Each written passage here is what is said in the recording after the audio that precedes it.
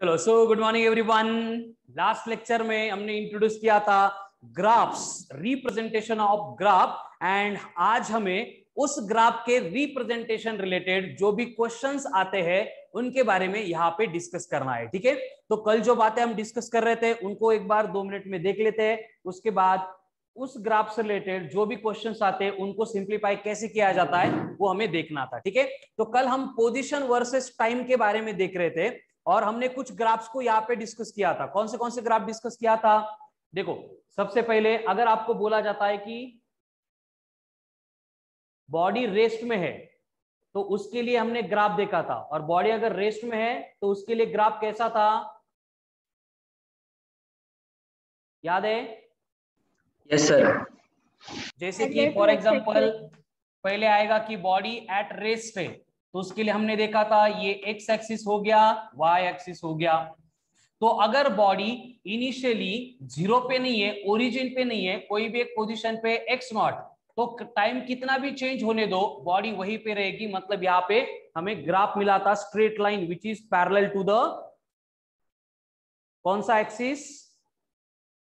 X axis. X axis, यानी उसको अपन बोलते हैं एज ए टाइम एक्सिस। ठीक है, उसके बाद में हमने देखा था कि बॉडी अगर मूविंग विथ यूनिफॉर्म वेलोसिटी है, बॉडी अगर मूविंग विथ यूनिफॉर्म वेलोसिटी है तो उस केस में क्या हो रहा था कि अगर टाइम को हम एक्स एक्सिस के अलोंग, पोजीशन को वाई एक्सिस के अलोंग रिप्रेजेंट करेंगे तो यहाँ पे स्ट्रेट लाइन मिलती थी that is passing through origin, है ना? Yes sir. उसके बाद में हमने थर्ड केस देखी थी कि if body is performing accelerating motion, मतलब एक्सेलरेशन है and body is in accelerated motion है, तो उस केस में हमने देखा था if body starting is motion from origin तो हमें इस तरह का एक ग्राफ कर्व मिलता था जो स्ट्रेट लाइन के फॉर्म में नहीं था। ठीक है, तो इतनी बातें कल के लेक्चर में हमने डिस्कस की थी। है याद सबको?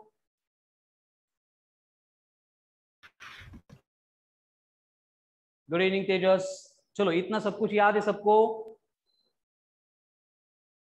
अब देखो वहां पे अगर एक सिचुएशन है, ठीक है, रिमेनिंग जो स्टैंडर्ड ग्राफ है उनको अपन धीरे धीरे लेके आते हैं, जो बेसिक बातें पहले उनको कंप्लीट करेंगे। ये standard graph as it is remember करने होते हैं, इनमें कुछ बड़ी डील नहीं है। ठीक है, अब आपको जो मालूम है उससे स्टार्ट करते हैं। जैसे कि आपको मालूम होगा स्लोप ऑफ ग्राफ जो होता है, ठीक है, उसका अगर अपन मतलब ऐसे tan थीटा लेंगे तो यहाँ पे ये m जो होता है उसको हम बोलते हैं ग्राफ का स्लोप। जैसे फॉर एग्जांपल यहाँ पे कोई भी एक randomly x and y axis के अकॉर्डिंग आपको बोला है कि एक लाइन है और वो इस तरह से एक्ट हो रही है, और ये जो ग्राफ आपको यहाँ पे दिख रहा है किसका ग्राफ है, कुछ लेना देना नहीं है, लेकिन अगर ये x एक्सिस के साथ में थीटा इतना एंगल बना रहा है तो यहाँ पे इस थीटा का अगर टेंजेंट लेंगे, tan थीटा लेंगे, तो इस tan थीटा को बोला जाता है slope of the given graph. हे माहिती आहे सगळ्यांना? Yes sir. ठीक है, तो यहाँ पे स्लोप निकालना है, मतलब हमें क्या करना है, बस एक्स एक्सिस के साथ में गिवन ग्राफ, गिवन लाइन जो भी एंगल बनाएगा उसको हमें क्या करना है, टेंजेंट ऑफ दैट एंगल लेना है, that will represent the slope of the graph. जैसे कि फॉर एग्जांपल आपको स्ट्रेट लाइन की बजाय इस तरह का कर्व दिया है और हमें बोला जा रहा है कि इस कर्व के ऊपर एक पॉइंट है P और इस पॉइंट P का मुझे स्लोप चाहिए, तो क्या करना होगा, क्या करना होगा? यहाँ पे टेंजेंट ड्रॉ करना होगा, एंड ये टेंजेंट जो भी एंगल बनाएगा, इस एंगल का जो हम टेंजेंट लेंगे tan of theta, that will represent the slope of the given graph. Clear है? झालंय का हे 9-10 ज्योमेट्री? आठवतंय का काही बाळांनो, आठवतंय का? यस और नो? यस। लेकिन अगर सिचुएशन इस तरह से है, आपको बोला है कि एक ग्राफ है और इस ग्राफ पे जो पॉइंट दिया है P, जिसके लिए x कोऑर्डिनेट है स्मॉल x, y कोऑर्डिनेट है y, और हमें यहाँ पे स्लोप चाहिए। तो स्लोप निकालने के लिए हम एज यूजुअल क्या करते हैं, यहाँ पे टेंजेंट ड्रॉ करते हैं। लेकिन टेंजेंट ने जो एंगल यहाँ पे बनाया है एक्स एक्सिस के साथ में, वो एंगल हमें दिया ही नहीं है, वो एंगल हमें दिया ही नहीं है। तो हम क्या करेंगे, what should we do, come on fast.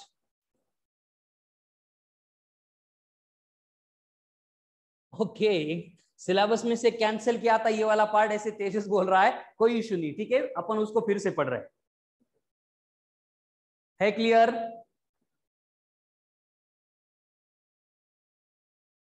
अब इस तरह की अगर सिचुएशन है तो हम क्या करते हैं, यहाँ पे हमारा जो ट्रायंगल होता है, ट्रायंगुलर ज्योमेट्री होती है, उसको यूज करते हैं। जो डायग्राम में ये वाला ट्रायंगल दिख रहा है ना, मैंने अलग से इसको यहाँ पे रीड्रॉ किया है और यहाँ पे इस पोजीशन पे ये एंगल बन गया थीटा। अब अगर मुझे यहाँ पे tan थीटा चाहिए तो tan थीटा का फॉर्मूला क्या होता है, tan theta perpendicular by base, opposite upon adjacent, याद है ना tan थीटा? Yes. तो Yes, sir. अपोजिट कौन है यहाँ पे मालूम नहीं है, लेकिन इस लाइन का सेगमेंट का जो भी पार्ट है वो equal to this line segment है, इसलिए मैं y बोल सकता हूं। एंड डिनोमिनेटर में तो x कोऑर्डिनेट होता है, यानी यहाँ पे tan थीटा बनेगा y बाय x और उसको अपन बोलते हैं as a dy by dx। और ये dy बाय dx क्या रिप्रेजेंट करेगा, यहाँ पे स्लोप रिप्रेजेंट करेगा। समझ में आ रहा है? यानी कि आपको अगर एंगल डायरेक्टली गिवन है तो आप क्या करेंगे, tan थीटा करेंगे और tan theta will represent the slope of the given graph. अब इस स्लोप का हमें काम क्या है ये थोड़ी देर में आपको मालूम होने वाला है। लेकिन अगर इन केस आपको ये थीटा नहीं दिया जाता है, एंगल नहीं दिया जाता है, सो इन दैट केस हम क्या करते हैं, एक छोटी सी अरेंजमेंट करते हैं, उसको ट्रायंगल बनाते हैं और ट्रायंगल में जो टेंजेंट का फॉर्मूला होता है tan theta equals to opposite upon adjacent, उसको यहाँ पे अप्लाई कर देते हैं। बात खत्म। क्लियर है सबको? सर यहाँ पे आपने डिफरेंशिएशन किया? हाँ, हम y बाय एक्स कर रहे हैं ना, तो एक्चुअल में वो डिफरेंशिएशन ही होता है, क्योंकि y एंड x कोऑर्डिनेट जो है वो थोड़े से एकदम स्मॉल होते हैं। हर एक केस में वो फाइनाइट नहीं होंगे, कंसीडरेबल नहीं होंगे, वो इनफाइनाइटेसिमली स्मॉल हो सकते हैं, जिनको अपन individually y by x consider नहीं कर सकते। इसलिए हम वहां पे डिफरेंशिएशन वाली प्रोसेस अप्लाई करते हैं। एंड वही हमें इस ग्राफ को, इस ज्योमेट्री को 1D के साथ में कनेक्ट करने को हेल्प करता है। कीर्ति, ओके सर।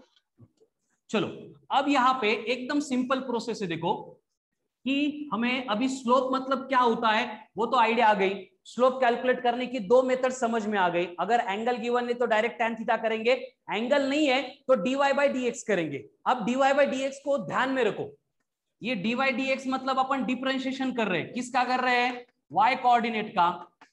लेकिन हमने जो ग्राफ देखा था पोजीशन वर्सेस टाइम ग्राफ में, वहां पे y कोऑर्डिनेट अलोंग कौन था, पोजीशन, फास्ट। कल जो ग्राफ ड्रॉ किए थे हमने, यस पोजीशन थी, पोजीशन थी मतलब वहां पे हम उसको डिस्प्लेसमेंट भी कंसीडर करते हैं। यानी हमने dy बाय dx ये किया था डिस्प्लेसमेंट। एंड हम ये पढ़ चुके हैं कि अगर हम डिस्प्लेसमेंट को डिफरेंशिएट करेंगे तो डिफरेंशिएशन का डिस्प्लेसमेंट मतलब क्या होता है, कौन सी क्वांटिटी है, एक्सीलेंट, वेरी गुड, वेलोसिटी। यानी कि अब ये ग्राफ हमारे कंसेप्ट के साथ कनेक्ट हो गए। मतलब कि यहां पे ये तो क्लियर हो गया कि अगर आपको पोजीशन वर्सेस टाइम ये ग्राफ दिया है, पोजीशन वर्सेस टाइम ग्राफ दिया है, तो इस ग्राफ में अगर डिस्प्लेसमेंट का हम स्लोप लेंगे, ग्राफ में अगर डिस्प्लेसमेंट वर्सेस टाइम ग्राफ का स्लोप लेंगे तो हमें क्या मिलेगी, वहां पे वेलोसिटी। उसी तरह से मैं पोजीशन टाइम के बाद में ये ग्राफ भी इंट्रोड्यूस कराने वाला हूं, that is velocity versus time. Change क्या होगा, सिर्फ y एक्सिस के अलॉन्ग जहां पे डिस्प्लेसमेंट हुआ करता था, जहां पे पोजीशन हुआ करती थी, वहां पे वेलोसिटी आएगी। तो अगेन मुझे सेम सिचुएशन मिलेगी कि अगर यहाँ पे d by dx of velocity लेंगे, यानी कि वेलोसिटी को अगर मैं डिफरेंशिएट करूंगा तो मुझे क्या मिलता है, एक्सेलरेशन। Very good. मतलब अभी हमारे पास बहुत इंपॉर्टेंट डेटा आ गया कि हमें जो भी ग्राफ दिया जाएगा, अगर वो पोजीशन वर्सेस टाइम है, उसका हम डिफरेंशिएशन ले रहे, मतलब एक्चुअल में क्या ले रहे हम, स्लो। स्लो क्या ले रहे हैं? स्लो। तो मुझे वेलोसिटी मिलती है एंड वेलोसिटी को डिफरेंशिएट करना मतलब वेलोसिटी वर्सेस टाइम ग्राफ का फिर से अगर मैं स्लोप लूंगा तो मुझे क्या मिलेगा? एक्सेलरेशन मिलेगा। है क्लियर सबको? Yes sir. चलो, तो इसी टाइप के क्वेश्चंस एग्जाम में आते हैं एंड हमें एग्जाम में इनको ही सॉल्व करना पड़ता है। ठीक है, चलो, तो इसके बाद में जो है इंटीग्रेशन का पार्ट में आपको इंट्रोड्यूस कराने वाला हूं। सर ये मुझे नहीं समझा, इस ग्राफ को यूज करके कैसे सॉल्व करेंगे? क्या क्या? अभी सर क्वेश्चन नहीं हम किया ना बेटा, हमने ये तो समझ में आ गया कि डिस्प्लेसमेंट को डिफरेंशिएट किया, वेलोसिटी आती है, ये क्लियर हुआ? हाँ सर वो क्लियर है। और डिस्प्लेसमेंट का डिफरेंशिएशन मतलब पोजीशन वर्सेस टाइम ग्राफ का स्लोप था, मतलब हाँ sir position versus time graph का स्लोप निकालेंगे तो हमें वेलोसिटी मिलती है। क्लियर है ये? यस सर ये क्लियर है। एंड उसी तरह से वेलोसिटी वर्सेस टाइम ग्राफ का स्लोप एक्सेलरेशन देता है, ये भी क्लियर है? हाँ सर। तो आप कैलकुलेट कैसे करते हैं वो एग्जांपल से आपको समझ में आएगा। Give me 2 minutes only, just 2 minutes. तो कैसे ग्राफ के ऊपर से हम सॉल्व कर सकते हैं उसके ऊपर भी हम आने वाले हैं। उससे पहले मुझे आपको इंटीग्रेशन वाली एक बात बतानी है जो बहुत दिनों से पेंडिंग चल रही थी अब तक। मतलब आप आज के लेक्चर में, जब से लेक्चर शुरू हुआ है, एक ही बात आपको क्लियर हो गई कि अगर पोजीशन टाइम ग्राफ दिया है और उस ग्राफ का अगर स्लोप निकाला गया तो वो स्लोप रिप्रेजेंट करेगा वेलोसिटी। अगर हमें वेलोसिटी वर्सेस टाइम ग्राफ दिया है और उस वेलोसिटी वर्सेस टाइम ग्राफ का स्लोप निकाल लिया तो हमें मिलेगा एक्सेलरेशन। यहां तक क्लियर है सबको? Yes sir. ओके, जैसे कि फॉर एग्जांपल आपको बोला गया कि यहां पे पोजीशन रिप्रेजेंट की गई है अलोंग वाई एक्सिस एंड यहां पे टाइम रिप्रेजेंट किया गया है अलोंग एक्स एक्सिस, और एक स्ट्रेट लाइन यहां पे पास हो रही है जो एक्स एक्सिस के साथ में 30 डिग्री इतना एंगल बना रही है। तो tell me what will be the velocity? Kirti बोलो क्या होगी वेलोसिटी?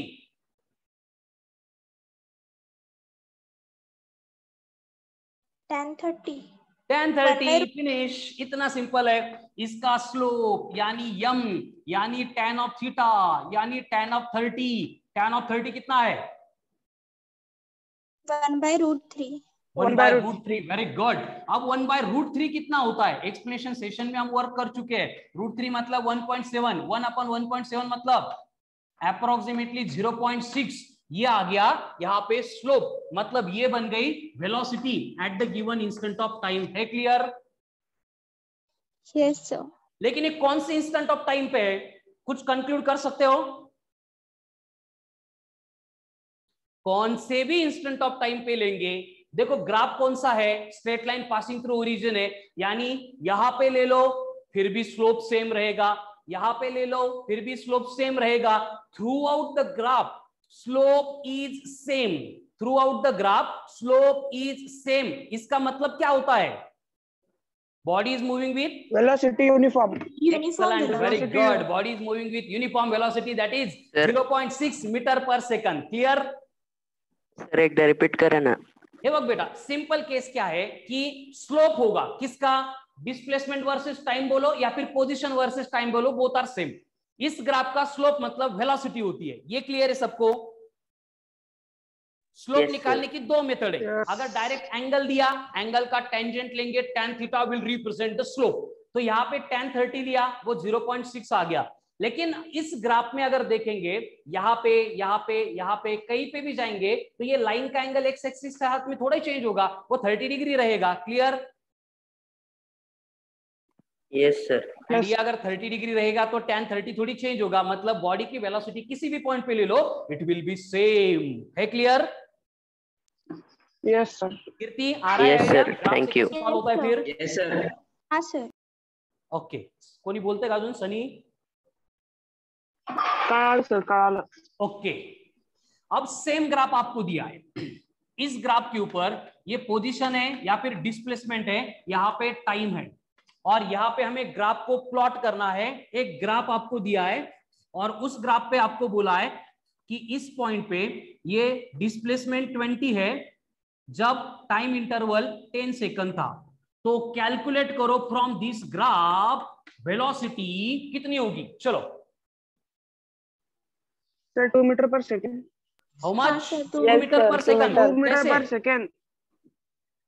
एकदम सिंपल, यहाँ पे थीटा Yes, लिया, sir. ट्रायंगल बन गया। ये y एक्सिस का y कोऑर्डिनेट 20 था, x कोऑर्डिनेट 10 था, ये थीटा था, इसका थीटा का टेंजेंट लिया तो ये बना tan theta. It will be 20/10, 0 0 get cancel. 2 metre per second ये बना स्लोप, एंड इसी स्लोप को हमें बोलना है वेलोसिटी।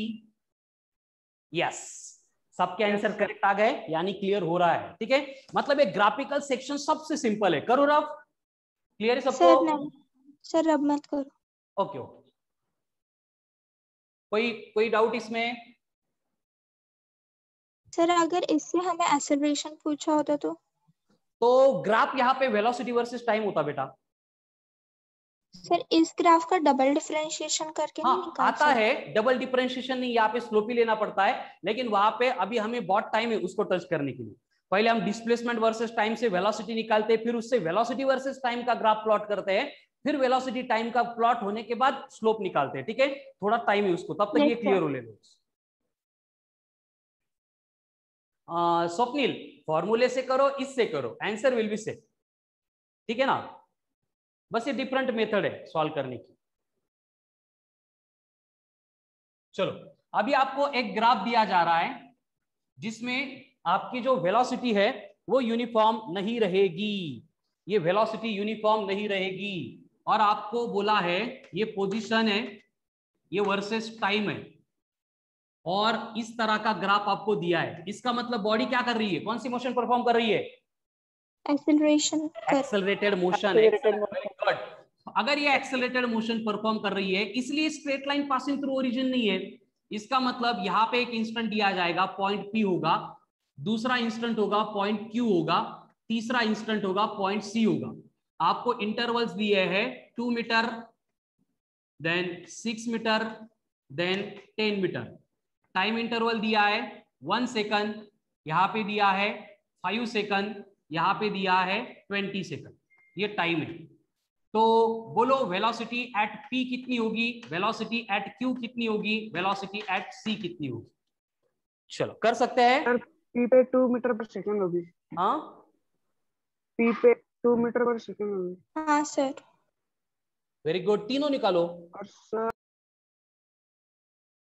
5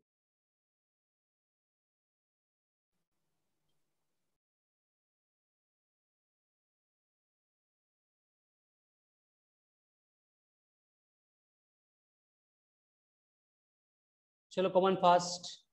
सर वो क्यू के सर Q पे 1.2 एग्जैक्टली 5 लिखा है। हाँ, ये 5 है टाइम, और उसके लिए सर डिस्प्लेसमेंट 1.2 6 मीटर है। यस, तो 6 सर बाय 5। 1.2 है, 1.2 Q 1.2। Very good. And C पे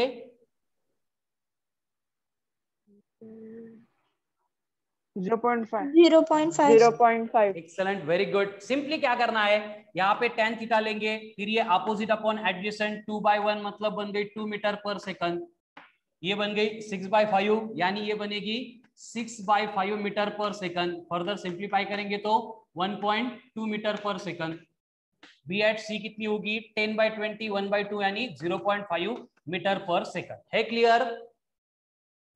yes sir. Yes sir. Okay, मतलब यहाँ पे पोजीशन वर्सेस टाइम ग्राफ दिया, या फिर डिस्प्लेसमेंट वर्सेस टाइम ग्राफ दिया, तो इतनी सिंपल तरीके से हमें ये सारा डेटा सिंप्लीफाई करना होता है।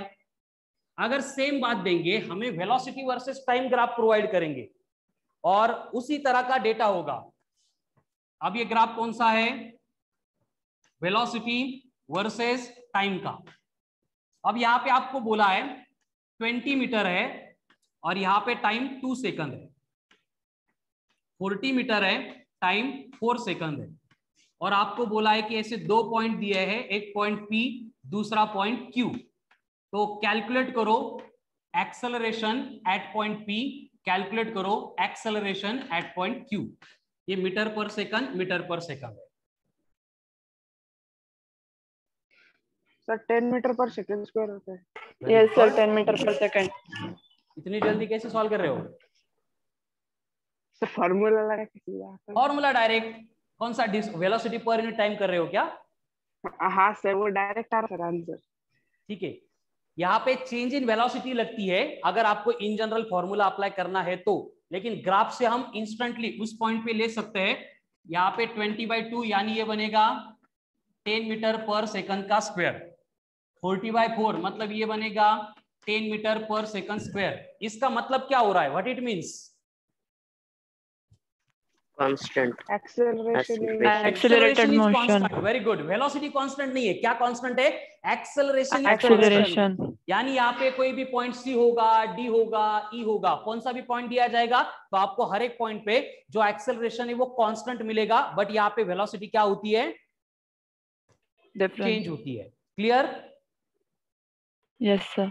ओके, अब ये दोनों को थोड़ा मिक्सअप करके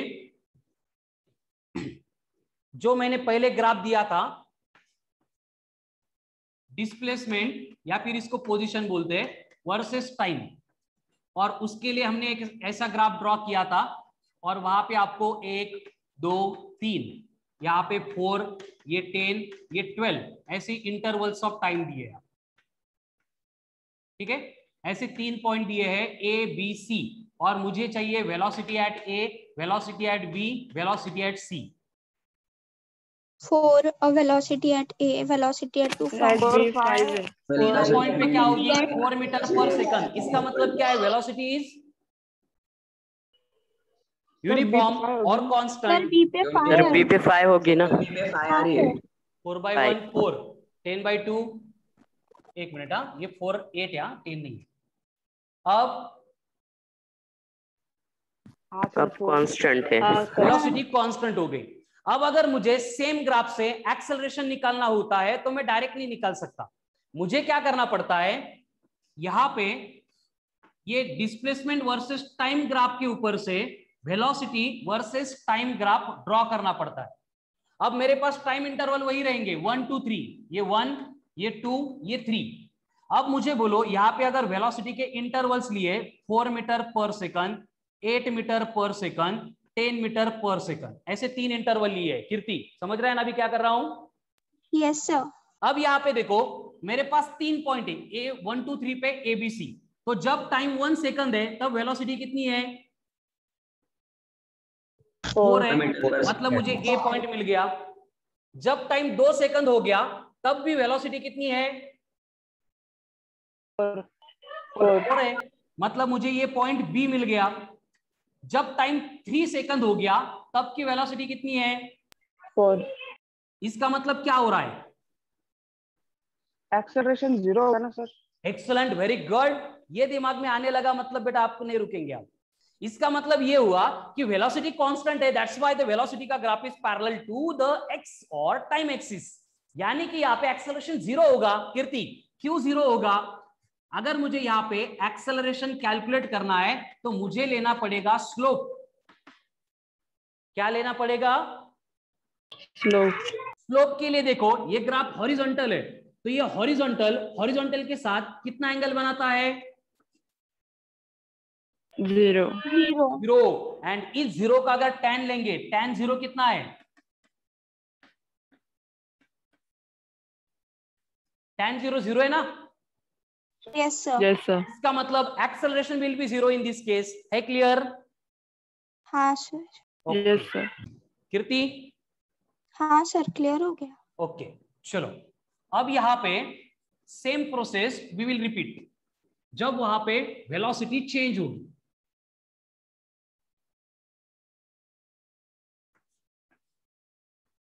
ये पोजीशन है, ये वर्सेस टाइम ग्राफ है। आपको बोला है पहले सेकंड में कवर किया 4 मीटर, 2 सेकंड बाद कवर हो गया 20 मीटर, 3 सेकंड बाद कवर हो गया 60 मीटर। तो यहां पे एक ग्राफ हमें मिलेगा, यहां पे एक पॉइंट होगा, यहां पे दूसरा पॉइंट होगा, यहाँ पे तीसरा पॉइंट होगा। ठीक है, यानी ये इस तरह से एक स्ट्रेट लाइन नहीं है, ये ग्राफ है, कर्व है, ऐसे एज्यूम करो। यहाँ पे पॉइंट ए, यहाँ पे पॉइंट बी, यहाँ पे पॉइंट सी है। Now tell me velocity at A, velocity at B and velocity at C. Velocity at A4, velocity at B10 and velocity at अरे 30. देख प्रणीता, 2 दिन इतना मन लगा के पढ़ा है, तेरे आंसर सबसे पहले आ रहे। सनी के आंसर का राज, देवेश का आंसर का राज अभी क्लियर हो रहा है, कीर्ति के आंसर का राज। तो ये सब लोगों को पॉसिबल है, वर्क करो, आउटपुट आना ही आना है, क्योंकि फिजिक्स का रूल है every work done will get stored in the form of energy. जितना करोगे उतनी एनर्जी मिलने वाली है, एंड जितनी एनर्जी से आप आंसर देंगे उससे ज्यादा एनर्जी मुझे आने वाली है। Clear sir? एक्सेलरेशन कसं निघाल? क्या एक्सेलरेशन? हाँ कसं निघाल सर ग्राफच्या फॉर्म मध्ये? आ गया क्या एक्सेलरेशन तुम्हारा? नाही सर, कसं निघाल म्हणतोय मी. हो हो, त्याच्यावरच येणार आहे आपण आता। यहाँ पे एबीसी की वैल्यू पहले बोलो, ए कितनी आ गई? 4 मीटर पर सेकंड। बी कितनी है? 10 20/2 मतलब 10 मीटर पर सेकंड। सी पे कितनी है? 30 मीटर पर सेकंड, बराबर। तो अगर मुझे एक्सेलरेशन कैलकुलेट करना है तो मुझे और एक ग्राफ बनाना पड़ेगा, और इस ग्राफ के ऊपर हम वेलोसिटी सर सर वो 20 सीवर क्या क्या हाँ सर सी पे 20 एक मिनट 60 डिवाइडेड बाय 6 मतलब 10 ही होगी ना सर? नहीं वो 3 सेकंड 3 इसको जो है ना 8 ले लो, 80। मुझे वेलोसिटी डिफरेंट बनानी है, तो टोटल यहाँ पे ट्रायंगल बनेगा ना बड़ा, तो यहाँ पे y कितना हो गया 80 अपॉन टाइम कितना है यहाँ तक 3, नहीं बराबर था पहले 20 आता है, टोटल टाइम है ना यहाँ से यहाँ तक 3 सेकंड। किसको डाउट था इसमें?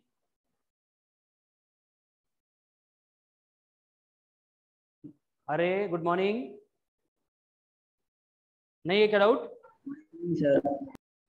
ओके चलो बोर्ड पे ध्यान दो। अब यहाँ पे वेलोसिटी प्लॉट करनी है, टाइम इंटरवल वही रहेगा 1 सेकंड 2 सेकंड 3 सेकंड। यहाँ पे वेलोसिटी प्लॉट करते हैं, ठीक है। ये 2 मीटर पर सेकंड, ये 4 मीटर पर सेकंड, फिर ये 10 मीटर पर सेकंड, फिर ये 20 मीटर पर सेकंड, ये 30 मीटर पर सेकंड, ऐसे वेलोसिटी बढ़ती जा रही है, ठीक है। अब 1 सेकंड के बाद वेलोसिटी कितनी है, मतलब ए के ऊपर 4 मीटर पर सेकंड, यानी मुझे पॉइंट ए यहां पे मिल गया। देन मुझे पॉइंट बी चाहिए, बी पे कितनी है 10 मीटर पर सेकंड, यानी 2 सेकंड के बाद कितनी है 10, 3 सेकंड के बाद कितनी है 20। समझ रहा है ना? ये पॉइंट ए, ये पॉइंट बी, ये पॉइंट सी है। Yes sir. यानी कि इनको अगर हम कनेक्ट करेंगे तो ऐसा ग्राफ मिलने वाला है, यहाँ पे स्ट्रेट लाइन नहीं है, ये ग्राफ है। अगर मुझे इस ए पॉइंट पे एक्सेलरेशन चाहिए तो क्या करना होगा सनी? अब sir v/t minus initial slope चाहिए ए के ऊपर, है ना। अब ए के ऊपर स्लोप निकालना है, तो कैसे निकालेंगे ए के ऊपर स्लोप? इसे टेंजेंट ड्रॉ करना पड़ेगा, फिर 4/1 मतलब कितना आएगा acceleration? 4 metre per second square. 4 metre. And B के ऊपर कितना आएगा? 5 5 metre per second square. And सी के ऊपर कितना आएगा? 10 नहीं सर। सर वो 30 से अटैच है ना? क्या क्या? वहाँ पे सी की वेलोसिटी 30 है या 20 है? ये 20 है ना, सी पे वेलोसिटी 20 सर 6.66 हो गया। क्लियर? फिर समझ में आ रहा है? Yes sir. ओके अभी इसके बहुत सारे थोड़े से लेवल के क्वेश्चंस हमें देखने हैं बाद में, डिस्प्लेसमेंट वर्सेस टाइम से वेलोसिटी वर्सेस टाइम को, या फिर डिफरेंट ग्राफ को बनाना। बस एक बेसिक कीर्ति ने डाउट निकाला था इसलिए आइडिया क्लियर कर दिया है। क्लियर सबको? Yes sir. मतलब अब तक बस इतना ही क्लियर हो गया हमें कि अगर पोजीशन वर्सेस टाइम ग्राफ है, उससे अगर वेलोसिटी निकालनी है तो निकालना पड़ेगा slope. Velocity versus time graph दिया है, एक्सेलरेशन निकालना है तो निकालना पड़ेगा फिर से स्लोप। ये स्लोप वाली कंसेप्ट कहां से आ गई थी? ये आ गई थी डिफरेंशिएशन से, ठीक है, dy/dx से। अब ये स्लोप के बारे में आपको जनरल आइडिया होगा ही होगा, स्लोप के बारे में, कि अगर थीटा लेस देन 90 डिग्री है, इसका मतलब क्या होगा? tan theta will be, tan theta positive होगा ना,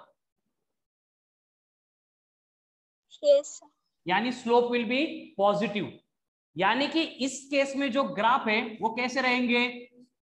ये ग्राफ जो है ऐसे रहेगा 1, या फिर ऐसे रहेगा 2, या ऐसे रहेगा 3, या फिर ऐसे रहेगा 4, या फिर ऐसे रहेगा 5, इस नेचर का होगा, या फिर कोई भी कर्व है वो ऐसे ओपन अपवर्ड रहेगा, ओपन अपवर्ड रहेगा। अब ये कीवर्ड हमें थोड़े से काम में आने वाले हैं आगे जाके, इनको थोड़ा सा ध्यान में रखना है आपको, ठीक है।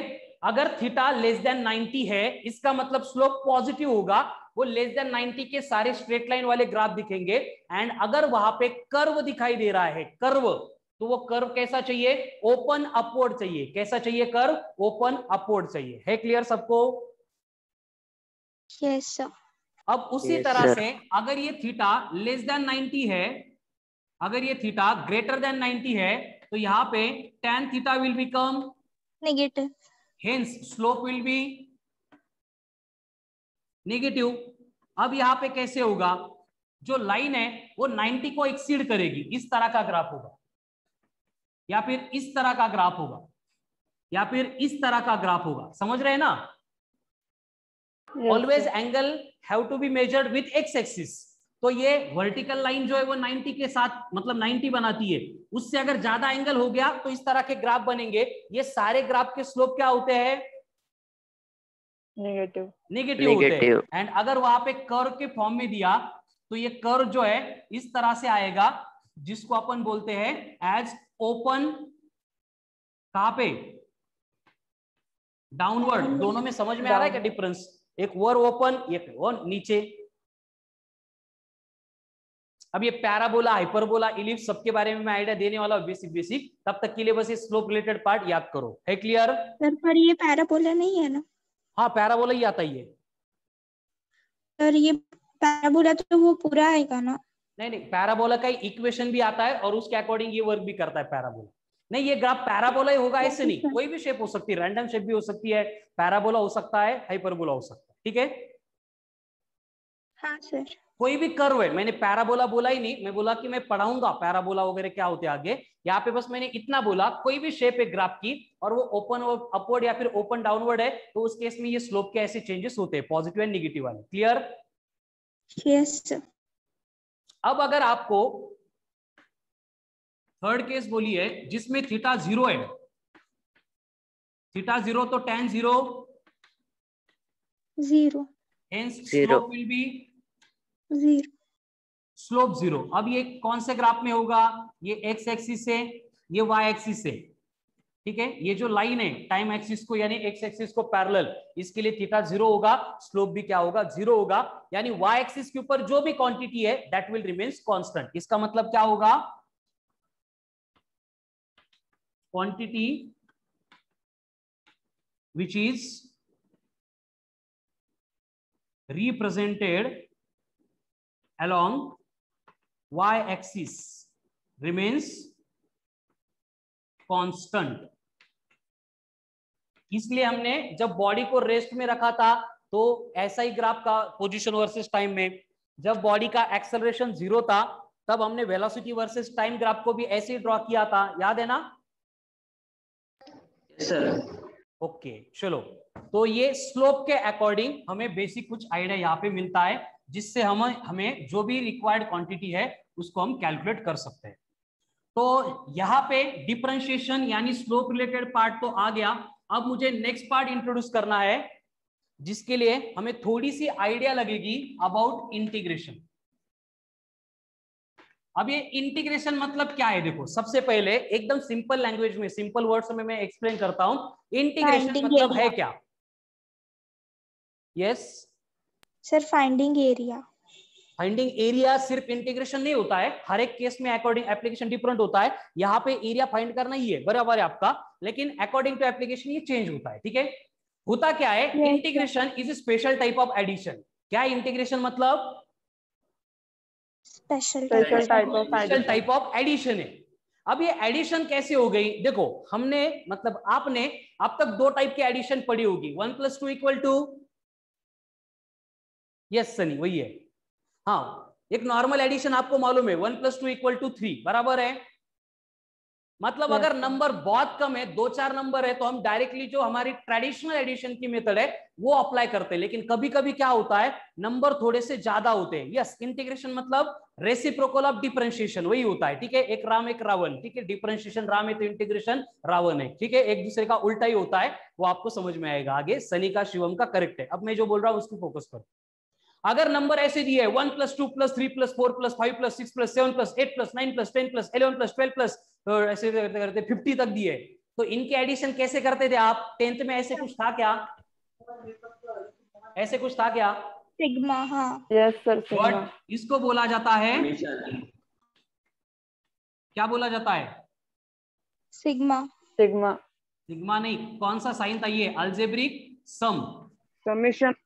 Summation, summation. यानी अलजेब्रिक सम करते थे। है क्लियर? Yes sir. तो नंबर फाइनाइट है लेकिन बहुत ज्यादा है, तो हम यहाँ पे ये अलजेब्रिक सम मतलब ये समेशन, ये वाला साइन यूज करते थे, इस मेथड की एडिशन करते थे। लेकिन उसी तरह से एडिशन करते टाइम जिसको हमें ऐड करना है उसके नंबर अगर इनफाइनाइट है, जिसको हमें ऐड करना है उसके नंबर अगर इनफाइनाइट है, तो उस केस में हम जो मैथमेटिकल प्रोसेस यूज करते हैं वो है इंटीग्रेशन। तो इसको इंटीग्रेशन कुछ अलग है, दूसरे प्लैनेट से आ रहा है, ऐसे कुछ भी सोचना नहीं है, डरना नहीं है। सिंपल एक एडिशन है, वो भी मैथ्स में जितना डीप में है हमें उतना रिक्वायर्ड ही नहीं है। जहां जहां पे जितनी जितनी रिक्वायरमेंट होगी उतनी उतनी आपको इंट्रोड्यूस की जाएगी। हमें इस कंडीशन में ये इंटीग्रेशन का एक फॉर्मूला यूज करना है, और वो डेरिवेटिव की तरह ही है। देखो, आपको इंटीग्रेशन इस फॉर्म में दिया जाता है एंड डेरिवेटिव इस फॉर्म में होता है, याद होगा सबको। Yes sir. मतलब डिफरेंशिएशन में dx वाली टर्म डिनोमिनेटर में है, ये शुभम निकाल सकते हैं। ठीक है, यहाँ पे डिफरेंशिएशन में dx वाली टर्म डिनोमिनेटर में है, इंटीग्रेशन में वही dx वाली टर्म मल्टीप्लीकेशन में है। अब होता क्या था, डिफरेंशिएशन में हम सॉल्व करने के लिए इसको पहले पावर से मल्टीप्लाई करते थे एंड पावर में से 1 को सब्ट्रैक्ट करते थे, बराबर? Yes sir. Yes sir. अब यहां पे इंटीग्रेशन में करना पड़ेगा एग्जैक्ट उल्टा।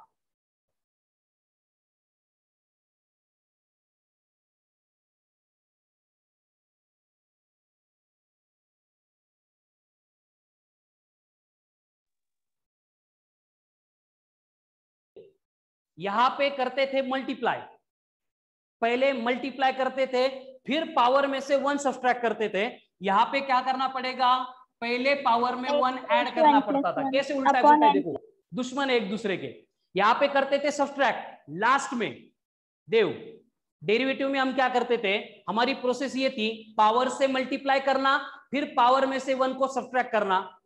यहां पे उल्टा करना है, मतलब जो सेकंड प्रोसेस से पहली, यहां पे सब्ट्रैक्शन थी, यहां पे एडिशन, पावर में 1 ऐड करना एंड उसी से डिवाइड करना। आ रहा है आइडिया? Yes sir. मतलब कि आपको दिया है integration of x² into dx, कितना होगा? x⁻³ पावर में 1 ऐड करो, 2 थे, 1 ऐड होके 3 बने, उसी से डिवाइड करो, x³ हो गया। क्लियर? Yes sir. अब x⁻⁴ इंटू dx दिया है, क्या होगा? x⁻⁵/5। Very good, x⁵5/5। Yes, मैं भूल गया था।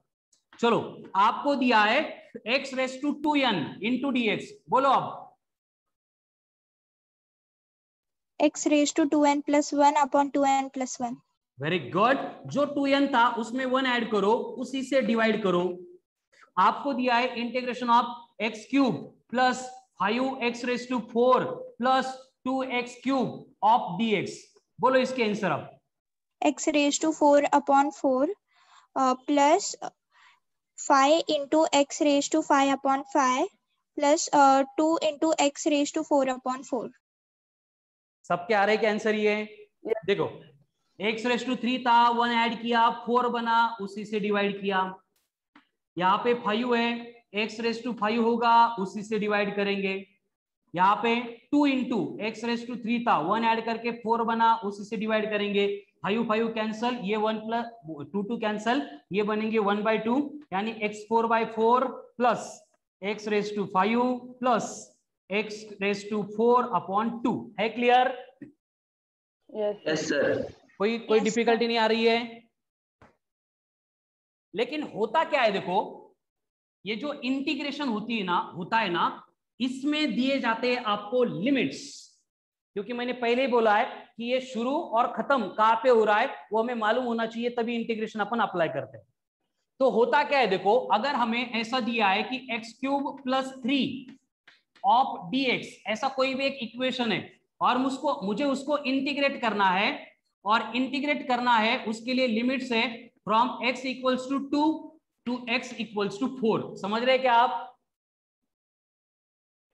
x² + 3 इंटू dx ऐसा इक्वेशन दिया है, और उसकी अब लिमिट्स भी दी है। स्टार्ट होता है इंटीग्रेशन फ्रॉम 2 से, एंड होता है 4 से। अब ये जो लिमिट्स है इनका यूज अपन लास्ट स्टेप में करते हैं, पहले इनके ऊपर ध्यान ही नहीं देना है। अब मैं क्या करूंगा, सबसे पहले इसको इंटीग्रेट करूंगा। बोलो इसका इंटीग्रेशन क्या आता है? x⁻³ x⁻³ + 9 x⁻³ Four. ये क्लियर है सगळ्यांना? 3/3 हो सर। यस सर 3 तो कांस्टेंट है, कांस्टेंट का इंटीग्रेशन बाहर Zero. चला जाएगा कांस्टेंट। हाँ सर कांस्टेंट बाहर चला जाएगा। कहाँ पे बाहर? अभी इंटीग्रेशन ही नहीं रहेगा तो बाहर कैसे जाएगा? सर स्क्वायर हो जाएगा ना उसका। मतलब होता क्या है, इसको अपन ऐसे लिखते हैं, integration of x² into dx limit से from 2 to 4 plus integration of 3 into dx, ये लिमिट्स होती है फ्रॉम x = 2 to x = 4। क्या किया मैंने? बस एडिशन की इसलिए सेपरेट किया। क्लियर है? ये सेपरेशन एडिशन और सब्ट्रैक्शन में होता है, कर लो। सर बोर्ड ब्लर है। हाँ सर बोर्ड ब्लर हो गया। नहीं सर। नहीं सर बोर्ड नहीं ब्लर हो रहा है, मैं हूं ना बोर्ड के सामने। नहीं हो रहा है ना? नो नहीं सर, क्लियर है एकदम। अरे क्लियर है का बोर्ड? क्लियर है सर। क्लियर है, क्लियर। अब यहाँ पे x² है, इसका इंटीग्रेशन क्या होगा? x⁻³ x³ 3 लिमिट्स यहाँ पे लिख दो, 2 से लेके 4 है, प्लस अब ये जो इंटीग्रेशन ऑफ 3 इंटू dx होता है ये सारे कांस्टेंट के लिए एप्लीकेबल है। जैसे हम डेरिवेटिव में बोलते थे कांस्टेंट का डेरिवेटिव 0। अब उसी तरह से कांस्टेंट के लिए मैं जो अरेंजमेंट करके दूंगा, इसके बाद जितने भी कांस्टेंट्स आएंगे सेम अरेंजमेंट आपको अप्लाई करनी है। ठीक है, अब यहाँ पे हम करते क्या है, ये 3 है, इसको बाहर लेते हैं और यहाँ पे बचता है इंटीग्रेशन ऑफ dx। मतलब dx के साथ कुछ नहीं है, कुछ नहीं है, इसका मतलब मैं वहां पे x⁻0 एज्यूम कर सकता हूं। बराबर है? Yes sir. Yes sir. क्यों? क्योंकि x⁻0 तो 1 है, कोई फर्क नहीं पड़ता है।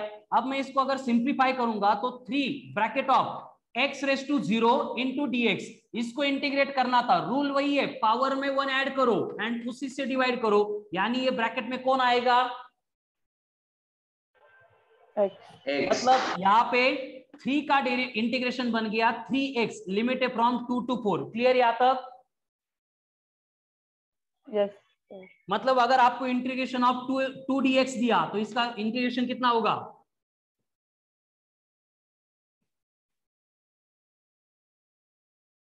सिर्फ 2 के साथ में x लिखना है variable. Integration of 5 into dx दिया तो कितना होगा? 5x 5 into x। Very good. Integration of 10 dx दिया तो 10x राइट लग समझ आता? अब Yes. यहाँ पे लिमिट पुट करनी है। अब ध्यान से देखो, लिमिट्स पुट करने जा रहे हैं हम, और ये लिमिट पुट कैसे करते हैं? बहुत डिफिकल्ट है, 2 दिन लग जाते हैं लिमिट पुट करते करते, इतना डिफिकल्ट है। कीर्ति कैसे करते हैं लिमिट पुट? सिंपल है। Very good. सर मुझे पता है, पहले वो हम उसका इंटीग्रेशन कर लेंगे, फिर जहाँ पे x रहेगा वहाँ पे 4 की वैल्यू डालेंगे, 4³ / 3 - 2³ / 3।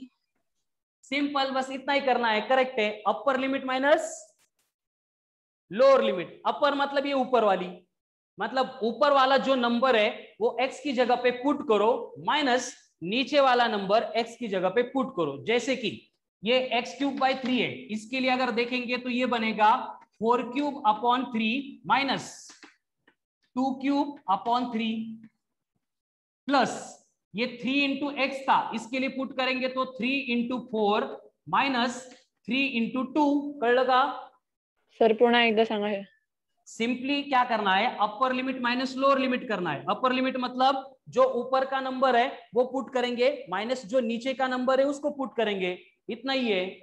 फिर उसकी वैल्यू 18.66 ये वेरी गुड, Parabola वैल्यू भी graph। कैलकुलेट कर ली, एक्सलेंट। 4 क्यूब बोलो कितना है sir 64 64 upon 3 minus 2 cube 8 upon 3 plus 4 into 3 12 minus 6 64 upon 3 approximately बोलो कितना आता है 21.33 31.34 8 by सर 3 21 हाँ सर 21 ओके 21.34 8 by 3 कितना है 2 point something 2.67 12 minus 6 6 करो addition 21 plus 6 27 minus 2 approximately 25 point something this will be the answer। समझ में आ गया इंटीग्रेशन कैसे होता है फिर? Yes sir. तो आपके जो इंटीग्रेशन के प्रॉब्लम पेंडिंग थे उसको अभी बस सॉल्व मत करो, अभी उसमें ग्राफ के केस में एंड इक्वेशन के केस में कैसे अप्लाई करना है वो मैं कल के लेक्चर में आपको इंट्रोड्यूस करा दूंगा।